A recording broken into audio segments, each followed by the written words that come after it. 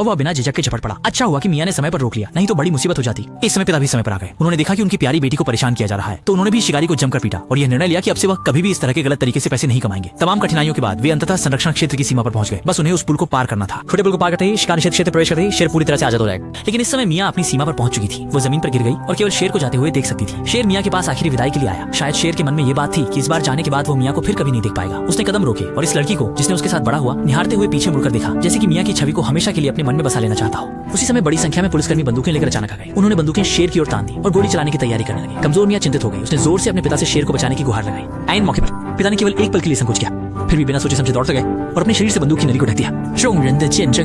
शेर को आखिरकार आजादी मिल गई। मियां का परिवार उत्साह से गले मिला। एक साल बाद वे फिर से संरक्षण क्षेत्र में आए। इस समय शेर पहले ही इस घास के मैदान का राजा बन चुका था। न केवल उसकी पत्नी थी, बल्कि एक प्यारे शेर के बच्चों का समूह भी था। 100 साल पहले दक्षिण अफ्रीका के घास के मैदानों में 2.5 लाख जंगली शेर दौड़ते थे, लेकिन मानव हस्तक्षेप के कारण अब केवल 10% से भी कम बचे हैं। हालांकि शेर लुप्तप्राय प्रजातियों में नहीं गिने जाते, लेकिन उनकी संख्या तेजी से घट रही है। हकीकत अक्सर फिल्मों से ज्यादा क्रूर होती है। खरीद फरोख्त नहीं होगी तो नुकसान भी नहीं होगा, इसलिए कृपया इसे हमेशा याद रखें।